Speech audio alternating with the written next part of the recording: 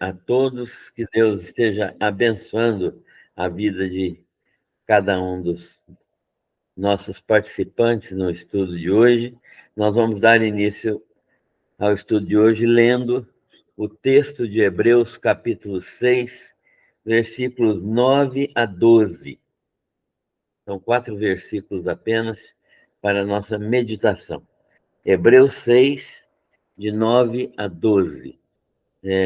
O texto diz assim: quanto a vós outros, todavia, ó amados, estamos persuadidos das coisas que são melhores e pertencentes à salvação, ainda que falamos desta maneira. Porque Deus não é injusto para ficar esquecido do vosso trabalho e do amor que evidenciastes para com seu nome, pois servistes e ainda servis aos santos. Desejamos, porém, continue cada um de vós mostrando até ao fim a mesma diligência para a plena certeza da esperança, para que não vos torneis indolentes, mas imitadores daqueles que pela fé e pela longanimidade herdam as promessas. Que Deus abençoe a sua palavra na nossa mente, no nosso coração, e que ela produza não só compreensão racional daquilo que Deus deseja, mas que ela produza também transformação de vida e ações que glorificam o nome do Senhor Jesus. Vamos orar. Senhor, nós te agradecemos pela tua misericórdia e graça que se renovam todos os dias na nossa vida e que nos permitem viver para a tua glória, para experimentar a tua companhia constante e para observar todas as manifestações do teu amor na vida nossa e dos nossos queridos.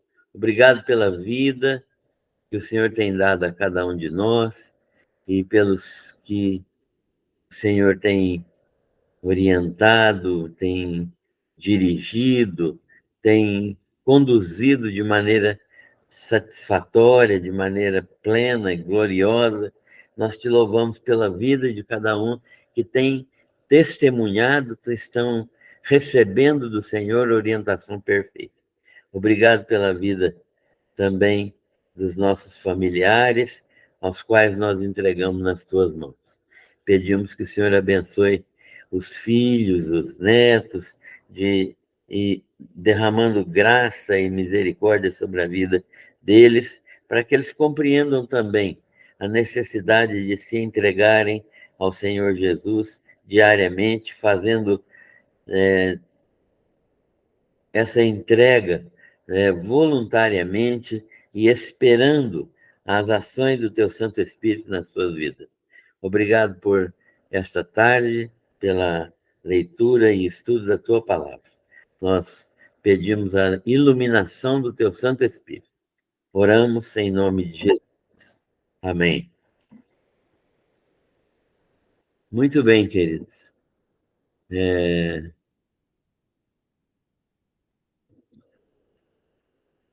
Vamos dar continuidade ao estudo de hoje.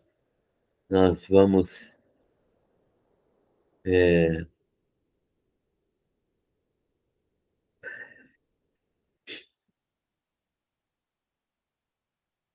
caminhar no livro de Hebreus, na carta de Hebreus. Nós já lemos o texto desta tarde e nós desejamos que possamos estudar juntos estes 4 versículos que compõem uma parte do capítulo 6 de Hebreus. Hebreus 6, versículo 9 até versículo 12. O autor da carta aos Hebreus, que nós não sabemos quem é, mas certamente era alguém ligado aos apóstolos e alguém que foi inspirado pelo Espírito Santo, o autor desta carta está preocupado, está querendo estimular os crentes ao desenvolvimento espiritual dos judeus cristãos. Os crentes, os judeus que se convertiam ao Evangelho, que nós chamamos de judeus cristãos, estavam se convertendo pela pregação do Evangelho, como o próprio apóstolo Paulo é um exemplo disso, né? Pedro, André, Tiago, João, Tiago e Judas, irmãos de Jesus, e muitas centenas de milhares de outros judeus estavam se convertendo ao cristianismo e deixando o judaísmo. E muitos deles estavam espalhados pela Palestina, não só pela Palestina, mas por outros países, porque começou uma perseguição que fez com que eles tivessem que sair, primeiro da Judéia, depois da Palestina, e para outros lugares. E mesmo se ajuntando em outras cidades, eles continuaram, muitas vezes, sendo perseguidos. E os perseguidores principais desses judeus cristãos eram os próprios judeus, irmãos deles de raça, que não tinham se convertido, os judeus que permaneceram no judaísmo e que compõem um número muito grande de pessoas. Até hoje, nós temos os judeus, né, são aproximadamente aí 13 a 15 milhões de judeus no mundo, eles não, a maioria deles, infelizmente, não crê no Senhor Jesus. A maioria desses judeus não crê no Senhor Jesus. Então, o autor da carta aos Hebreus está, neste momento aqui, nesta época, há quase 2000 anos atrás, preocupado com o desenvolvimento espiritual dos judeus cristãos, porque ele atribui a falta de desenvolvimento espiritual o seu comportamento, o comportamento dos judeus. Eles estavam tentados a deixar o cristianismo e voltar ao judaísmo, para evitarem que fossem perseguidos. Então, é nessa circunstância que o autor está escrevendo esta carta, conforme nós já dissemos, conforme nós já explicamos aqui. Então, o autor da carta aos Hebreus está preocupado com esta situação. E ele vê que os judeus cristãos, os judeus convertidos ao cristianismo, precisavam desenvolver a sua fé, porque na medida em que desenvolvessem a sua fé, eles estariam muito mais firmes no propósito de prosseguir no cristianismo e de serem crentes fiéis ao Senhor Jesus Cristo, sem esta tentação de voltar ao judaísmo. Diante dessas circunstâncias, portanto, contrárias que eles estavam experimentando, alguns deles tinham sido tentados a desanimar, a voltar à prática do judaísmo, e isso era uma situação que o autor da carta aos Hebreus está verdadeiramente preocupado em resolver. Ele sabe que essa situação não é uma situação boa e ele não quer que isso aconteça.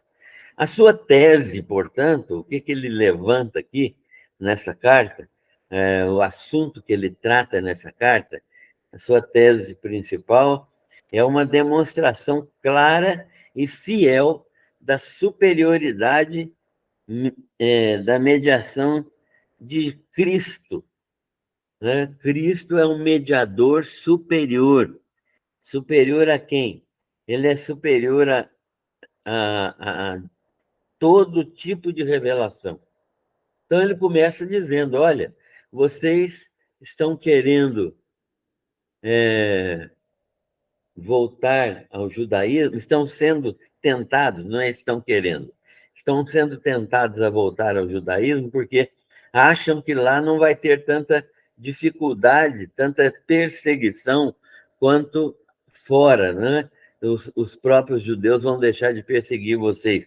Mas não desenvolvam esse pensamento, porque é uma, um engano, é uma tese que não tem fundamento. O que eu estou dizendo para vocês é que Jesus Cristo, está acima de toda revelação, profecias, profetas, sonhos, visões, anjos, lei, Moisés. Isto é, Jesus é superior a tudo isso. Quem tem Jesus tem uma revelação superior a todas as demais revelações. E quem tem Jesus e quem tem a sua palavra, hoje, em 2023, também não precisa de revelações novas, porque toda revelação e toda revelação suficiente e necessária estão em Jesus Cristo e na sua palavra. Portanto, eles estão o autor da carta aos Hebreus está insistindo com aqueles irmãos que eles devem valorizar, que eles devem olhar para o que eles já têm em Cristo Jesus e levar em frente, de ir sempre permanentemente, persistindo completamente na palavra do Senhor e na revelação que eles têm em Cristo Jesus. Então, o autor admoesta e adverte os crentes desta maneira. Hoje nós temos uma situação semelhante, né? Nós temos crentes que não estão lá deixando o cristianismo, mas temos crentes que estão buscando outro tipo de revelação. E eles buscam revelações que não têm fundamentação bíblica. Eles buscam revelações em gurus, em pessoas que eles elegem como seus profetas, aquelas pessoas que eles buscam para ensiná-los a fazer alguma coisa ou para ouvir deles alguma coisa, né? Hoje nós temos pessoas que trabalham no Ministério de coaching, que é um ministério em que uma pessoa se torna líder de outra e que vai ensinar outra a fazer outras coisas, ou que vai ministrar sobre a vida de outras pessoas, praticamente administrando espiritualmente a vida de outra pessoa. Então, buscam revelações místicas, buscam visões. Eu conheço situações, já participei de reuniões e cultos em que as pessoas procuram ver anjos. Enquanto não vem, não tem a visão de anjos, eles acham que o culto não teve revelação. E eles esquecem que a revelação está na palavra do Senhor e que o pregador que prega a palavra é um profeta de Deus naquele momento ali, abrindo a boca em nome de Deus. E ele está falando apenas a palavra de Deus, e tudo que ele fala fora da palavra de Deus não tem nenhum tipo de valor, pelo contrário, tem valor negativo, porque pode induzir as pessoas a terem um comportamento ou aprenderem alguma coisa que não é verdadeira. Então, o autor da carta aos Hebreus está admoestando e advertindo os crentes daquela época já a permanecerem firmes na fé, né, em Cristo Jesus, relembrando os crentes que os seus antepassados, os israelitas do Velho Testamento, que eles experimentaram iluminação espiritual, por meio daquilo que Deus deu por intermédio de Moisés. Eles experimentaram revelação espiritual, viram diariamente os milagres de Deus ali, água da rocha e água no deserto e roupa permanentemente conservada, sapatos permanentemente conservados.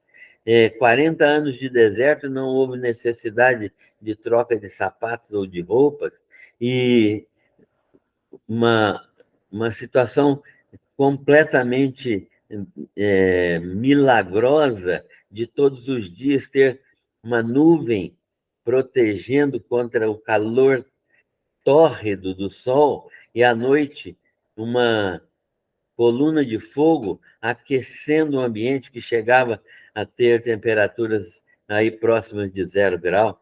Então, esse povo no deserto tinha revelações diárias de Deus, né? E eles experimentaram iluminação espiritual pelos ensinos da lei.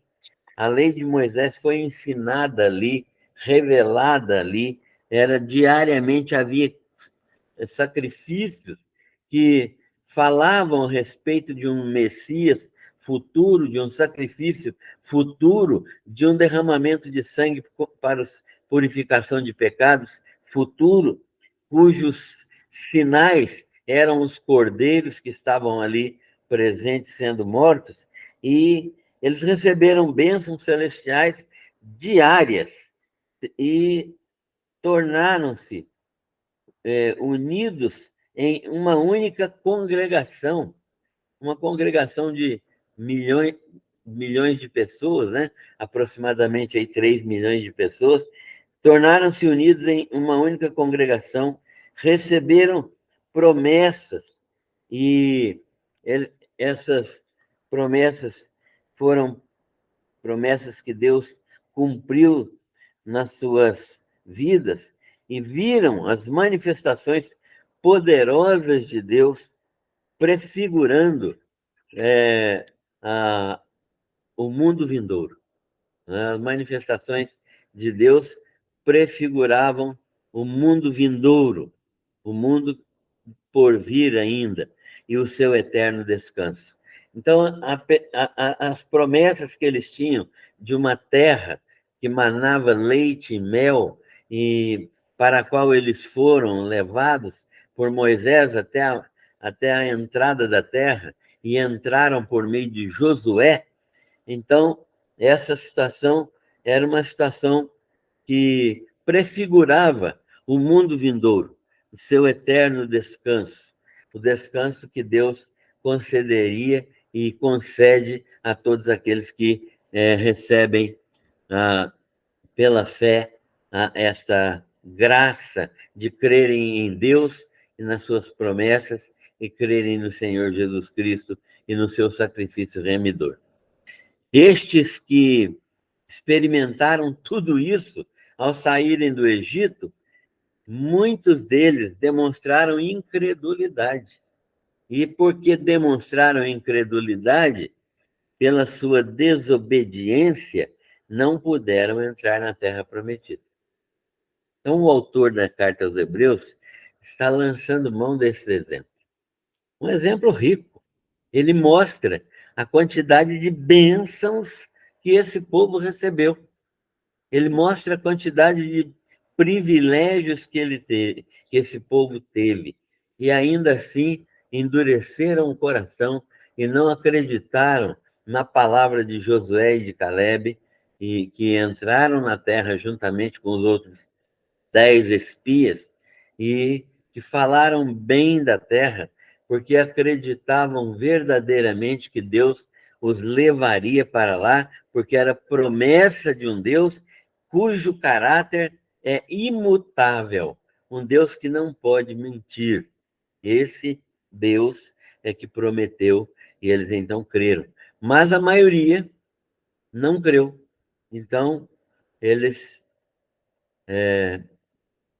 duvidaram da palavra de Deus, e pela incredulidade eles entraram em rebelião contra Deus.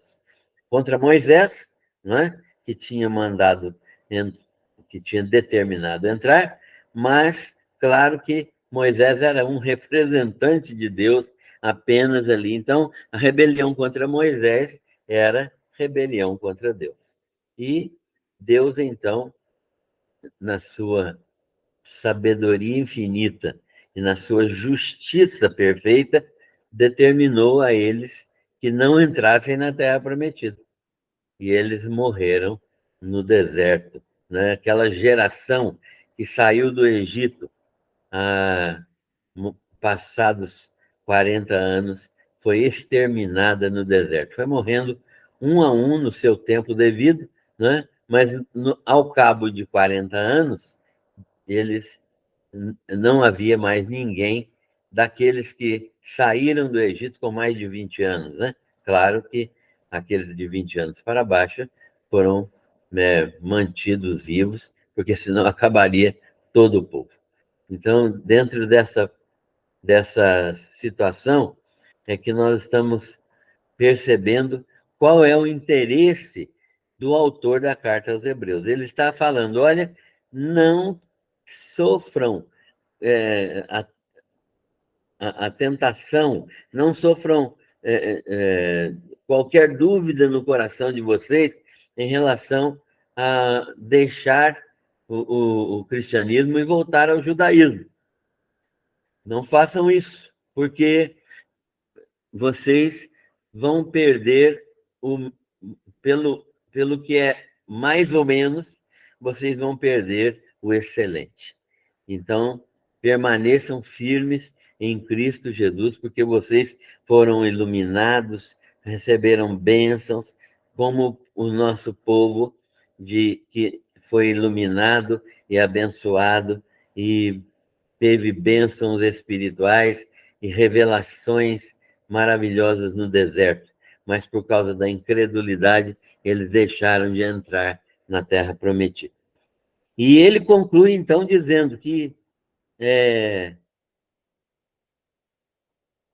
como uma terra abençoada, mas a tese dele é concluída, não concluída, finalizada. Ele conclui dizendo aos crentes que, como uma terra abençoada, que recebe chuva e absorve essa chuva e frutifica para sustento do lavrador que trabalha nela, é mais e mais abençoada. Quanto mais ela produz, quanto mais ela frutifica, mais e mais é abençoada. Comparando isso com a vida dos hebreus, né? Quanto mais eles produzirem frutos dignos de arrependimento, quanto mais eles produzirem frutos dignos de uma vida de crente verdadeiros em Cristo Jesus, mais e mais abençoados eles serão. Quando isso não ocorre, a terra que recebe a chuva e não produz fruto, está pronta para receber juízo do Senhor. Então, ele está comparando isso com a situação dos israelitas no deserto, que foram abençoados, mas que não frutificaram e acabaram por perder a bênção de entrar na terra prometida. A expectativa do autor, qual é? A expectativa dele é interessante. Ele fala, olha, irmãos, eu estou falando isso para vocês, levantando esse exemplo dos nossos irmãos israelitas do passado, mas a minha expectativa em relação a vocês não é isso. Não é isso que eu espero de vocês. O que aconteceu com os israelitas é um exemplo negativo que eu espero sinceramente e eu desejo de todo o coração que não aconteça com vocês. Aliás, eu não só espero, eu tenho certeza, mesmo usando palavras de advertência, que vocês estão produzindo coisas melhores, coisas que pertencem à salvação. Eu estou dizendo isso para vocês, não é porque eu queira que isso aconteça, pelo contrário, eu não quero de jeito nenhum, e nem porque eu acho que vai acontecer. Aliás, a minha expectativa e certeza é que não vai acontecer. Por que que eu estou dizendo isso a vocês? Não é simplesmente para agradar vocês, não. É porque eu vejo, eu estou vendo eu, que vocês estão produzindo coisas melhores. A vida de vocês está demonstrando que vocês estão produzindo coisas melhores. A advertência, portanto, é simplesmente uma atitude que eu estou tomando para que vocês não se sintam desanimados, porque eu sei que há tendência ao desânimo. Então, eu estou dizendo a vocês isso, mas eu estou vendo que vocês estão fazendo, praticando as coisas que são pertinentes à salvação. Eu estou persuadido de coisas que são melhores da parte de vocês e pertencentes à salvação, ainda que estejamos falando desta maneira, né? Divertindo vocês. Mas a advertência é uma necessidade para que vocês permaneçam sempre no caminho. E essa advertência, portanto, tem uma finalidade que é estimular vocês à prática do bem. Porque eu sei que nossa convicção se baseia no caráter justo de Deus. Vocês estão frutificando e isso demonstra que vocês, mesmo em lutas, mesmo com caminhos cheios de alterações, vocês estão frutificando e estão caminhando na senda cristã. A senda cristã, o caminho cristão, está diante de vocês e vocês estão percorrendo o caminho. É assim que eu vejo que vocês estão caminhando diante de Deus. Nossa convicção é baseada, irmãos, no caráter justo de Deus. O autor da Carta aos Hebreus está demonstrando com isso que ele sabe que Deus está também vendo e aprovando aquele tipo de conduta que os crentes estão tomando, né? Deus não vai se esquecer das evidências da conversão de vocês.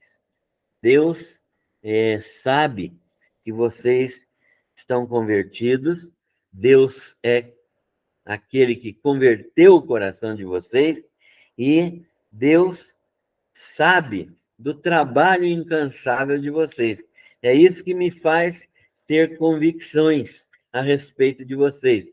Mesmo que eu esteja fazendo esta advertência, é para o bem de vocês. Eu quero que vocês continuem a crescer. E mesmo aqueles que têm sido tentados, aqueles que têm sido que têm estado desanimados, como eu sei que tem alguns, esses também devem ser estimulados pelas minhas palavras, porque eu sei que Deus começou uma obra no meio de vocês e Ele está trabalhando no coração de vocês. E é fácil perceber o trabalho incansável que vocês têm tido, né? E Deus não é injusto para esquecer isso. Deus é perfeitamente justo para ver o trabalho de vocês e para que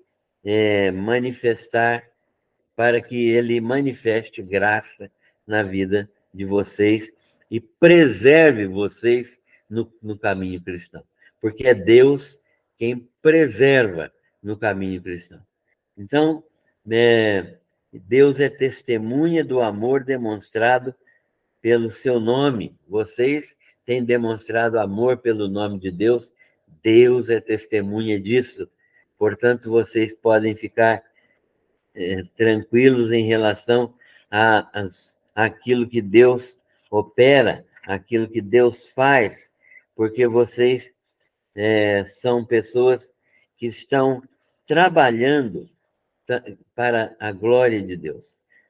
Deus é testemunha desse amor que vocês demonstram pelo seu nome. Desde o início, quando vocês se converteram, né, vocês passaram a demonstrar esse amor pelo nome de Deus. E vocês têm feito isso auxiliando os novos crentes, auxiliando os novos convertidos. Como é bom perceber que vocês têm ajudado os novos convertidos a crescerem espiritualmente e vocês têm ajudado até financeiramente aqueles que têm sido perseguidos e que têm sido, de uma maneira muito drástica, desapropriados dos seus próprios bens materiais, né? Então, aquelas pessoas que perdiam os bens materiais porque eram desapropriados, eles eram destituídos de todas as suas posses quando se convertiam, no judaísmo eles perdiam tudo, as famílias deixavam essas pessoas que se convertiam de lado e não os ajudavam mais e deserdavam essas pessoas, esses eram recolhidos pelos crentes e eram ajudados pelos crentes. É isso que o autor está falando aqui, né? Que Deus é testemunha dessas manifestações de amor que os crentes judeus davam em relação aos seus irmãos que se convertiam do judaísmo para o cristianismo. E vocês também têm sido abençoadores, no sentido de quê? No sentido de que vocês têm dado ajudas materiais no serviço aos santos. Aqui, eles também têm ampliado o serviço, não só auxiliado os novos crentes espiritualmente, como também materialmente, e estendendo este serviço aos crentes que não eram judeus e que também necessitavam de ajuda financeira. Então, eles continuaram também a enxergar a nova comunidade, não apenas uma comunidade judaica, cristã, mas uma comunidade que agora é composta de judeus e gentios. Que coisa maravilhosa que é esta que Paulo escreveu aos Efésios sobre esta situação. Deus juntando gentios e judeus num só corpo, numa só igreja, e mostrando que é possível fazer de dois povos inimigos reconciliados entre si e constituindo um novo povo que se manifesta em amor uns para com os outros. Isso é verdadeiramente maravilhoso e Deus está vendo isso, segundo o autor da carta aos Hebreus. Ele está dizendo, olha, realmente Deus não é injusto para deixar de ver tudo que vocês estão fazendo e tudo que vocês têm demonstrado de transformação, de mudança no coração de vocês, no serviço aos santos, no amor demonstrado aos novos crentes, aos novos convertidos e, sobretudo, no trabalho incansável que vocês têm desenvolvido de também ajudar na evangelização dos irmãos. Para o autor da carta aos Hebreus, ele diz que todas estas ações dos judeus, dos hebreus, cristãos, evidencia amor a Deus. Ele diz, olha, vocês amam a Deus, e é fácil ver isso nas ações de vocês.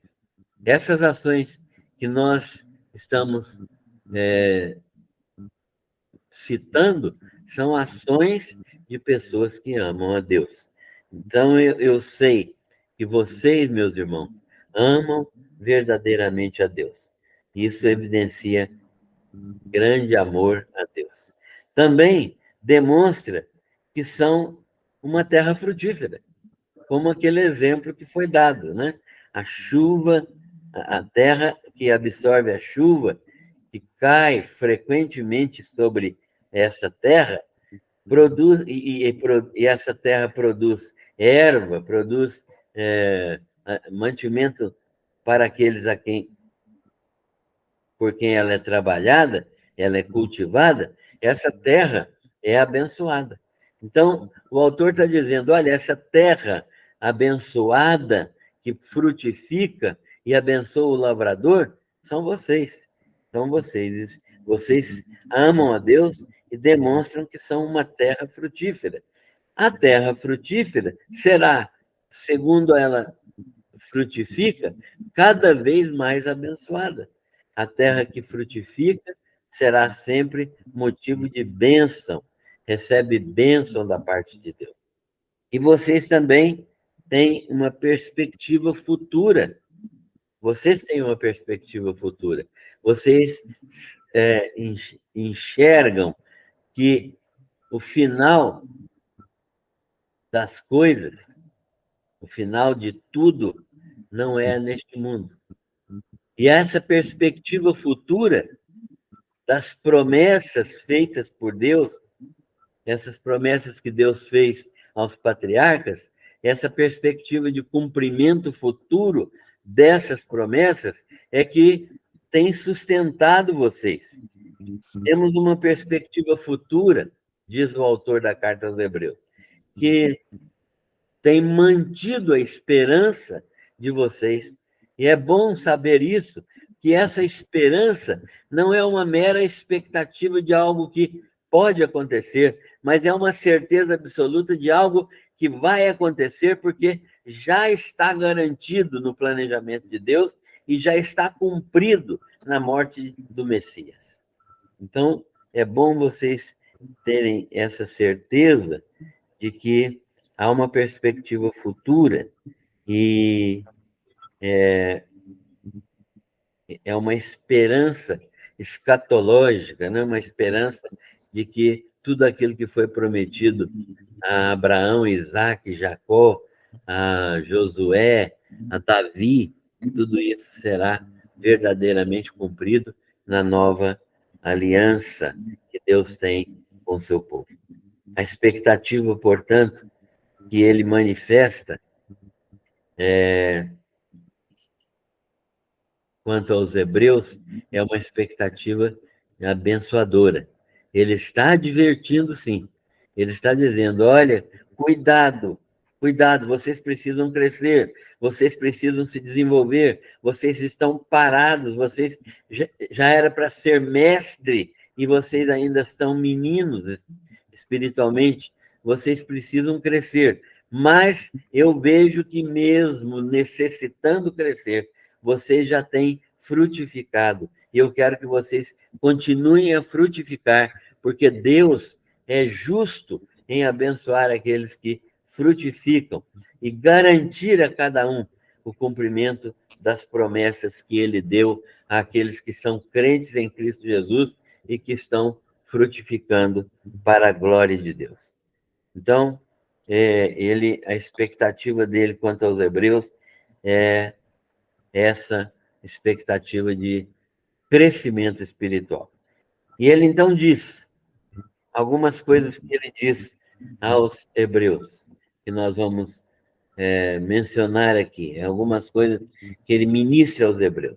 A primeira delas é: não se acomodem. Cristianismo não é para gente acomodada. Cristianismo é para gente que quer crescer espiritualmente. Você não pode chegar num determinado ponto e falar assim: não, já sou crente há muito tempo, já aprendi tudo, não preciso aprender mais nada, não preciso fazer mais nada, posso tirar férias, já sou pós-graduado, mestrado, doutorado, pós-doutorado. Ixi, deixa, eu vou descansar agora. Agora eu não quero fazer mais nada, não, deixa os outros fazerem, já está bom no que eu faço. Isso não existe no cristianismo, né? Todas as pessoas que têm essa prática não é uma prática cristã. Elas precisam acordar, porque essa não é uma prática cristã. Não se acomodem, é a palavra do nosso autor. Não se acomodem. Segundo, demonstrem persistência. Demonstrem persistência, né? Permaneçam firmes até o fim. É a mesma coisa. Demonstrem persistência. É necessário persistir. É necessário permanecer firmes. Demonstrem essa firmeza até o fim. Aquilo que foi começado deve ser terminado, independente daquilo que vai acontecer, independente das perseguições que vierem. Deus estará sempre com vocês na pessoa do Espírito Santo e na presença constante de Jesus.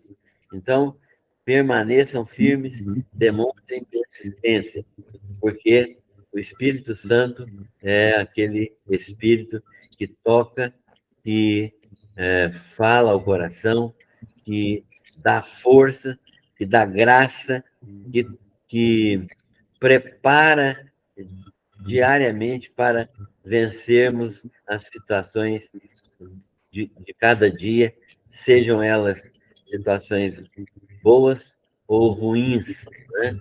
Especialmente se são situações ruins. Então, nós podemos esperar isto de todos os crentes. Devemos esperar isso de todos os crentes. Demonstrar persistência. O autor continua, ele fala, então, não se acomodem, demonstrem persistência. Exerçam diligência. Exerçam diligência. O que é isso, exercer diligência? É realizar tudo com todo esforço. Não fazer a obra de Deus relaxadamente. Demonstrar esforço, no sentido de que não é o esforço que nos conduz à salvação, mas todo salvo se esforça por fazer o melhor, porque Deus merece o melhor.